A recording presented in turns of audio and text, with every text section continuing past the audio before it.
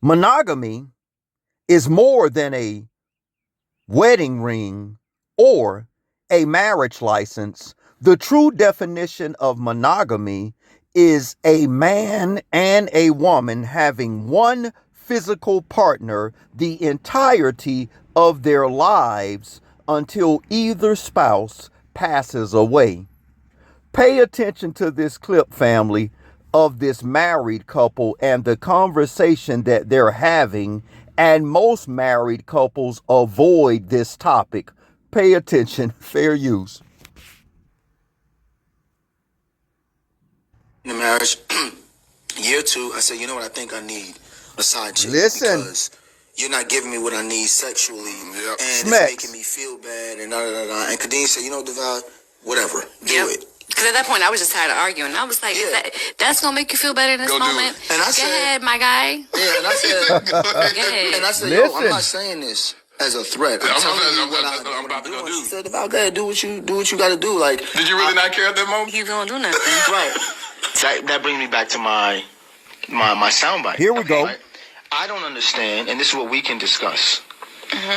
As a woman, because I don't want to say it's a man versus woman thing, but a lot of women do complain, oh, my husband's always on me. Why is he always on me?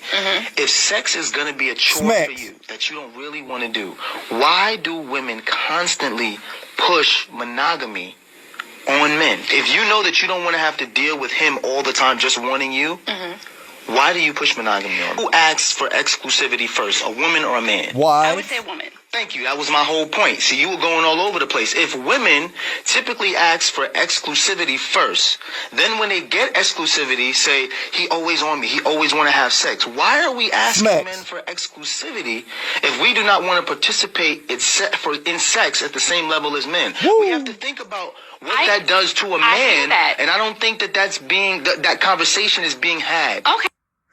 It devalues a man within his mind when he's continually asking his wife for intimacy, and she makes up a lot of excuses as to why she will not give him the intimacy she know that he not only wants or desires, but intimacy that he actually needs.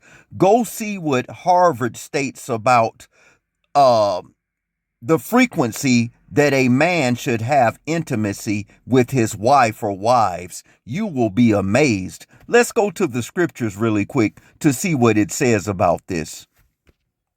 Book of 1 Corinthians chapter 7, verse 1. Now concerning the things of which you wrote to me, it is good for a man not to touch a woman. Nevertheless, because of, you see it there, immorality, let each man have his own wife, his own gune, and let each woman have her own husband. Let the husband render to his wife the affection due her, and likewise also the wife to her husband. The wife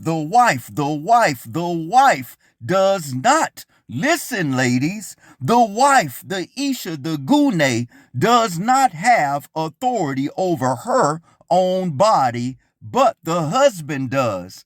And likewise, the husband does not have authority over his own body, but the wife does. Do not deprive one another, except it be with consent, for a time, that you may give yourselves to fasting and prayer, or palau, and come together again, so that Satan does not tempt you. Family, I really want to know your thoughts and opinions on this. Please comment below, but keep it respectful. And I would like to hear both sides of this coin. Why do most wives or women seek and ask for monogamy, and when the husbands or the men give it to them, they don't give their husbands the physical intimacy that he needs or is required of them? Pay attention to this next clip. Fair use. To this family, this happens in real life marriages every day, and most men don't talk about it. Fair use.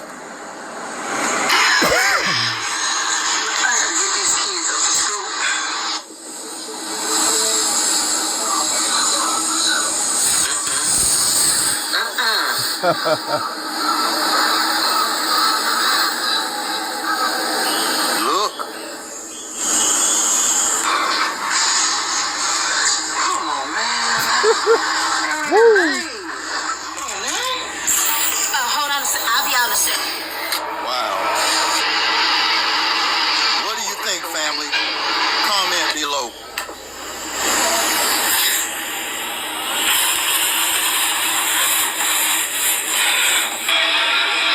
It's time to get up now. Wow. I'm on the rag. I'm on the rag. Make it make sense.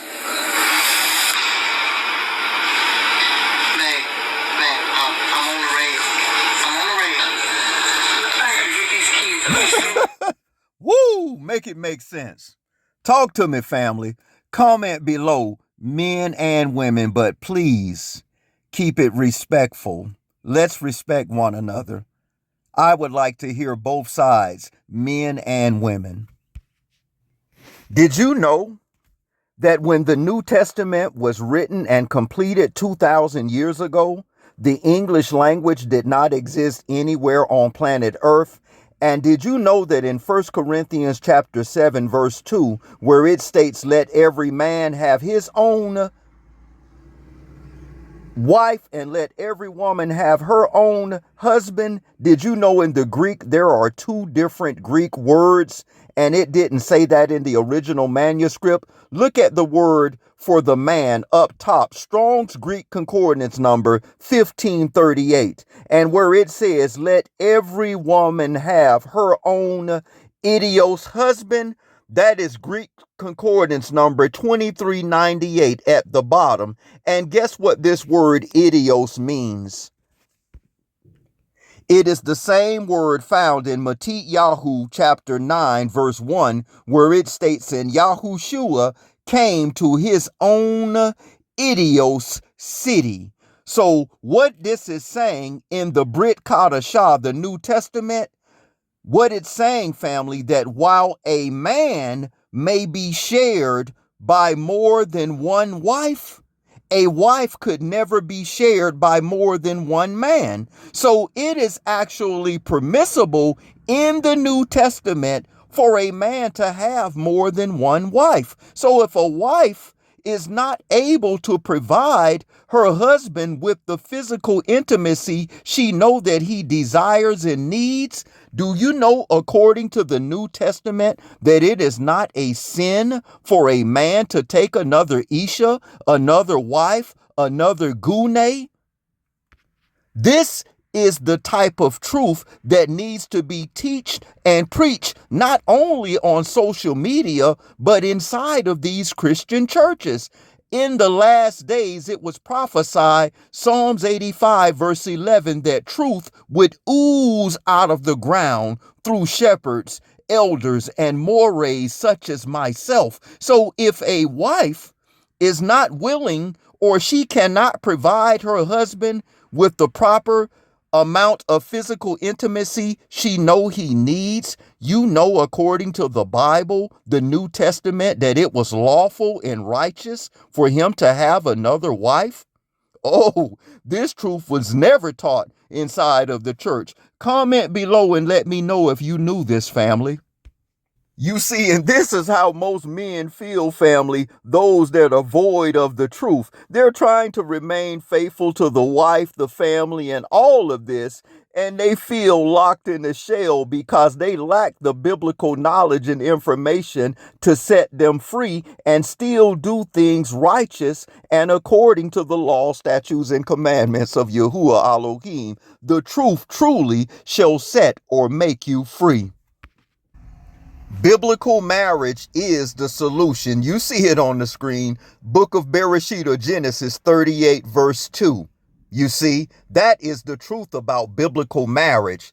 Modern marriage licenses were created by the Church of England which are the Greco-Roman Europeans in the year 1100. That was over 1,100 years after the New Testament was written and completed.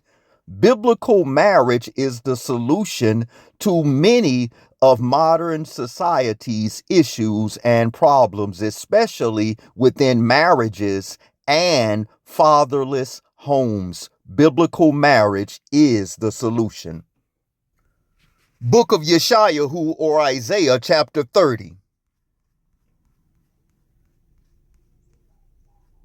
Verse 20, and though Yahuwah give you the bread of adversity and the water of affliction, yet shall not thy teachers be removed into a corner any more, but thine eyes shall see thy teachers, and thine ears shall shema or hear a word behind thee, saying, this is the way, walk ye in it, when ye turn to the right hand and when ye turn to the left. Come on, family, you see me. Nourishment is well. The people must be fed spiritually and physically. Much love, family. Like, share, subscribe to the channel. Until next time, much ahab. Much love, family. Shalom.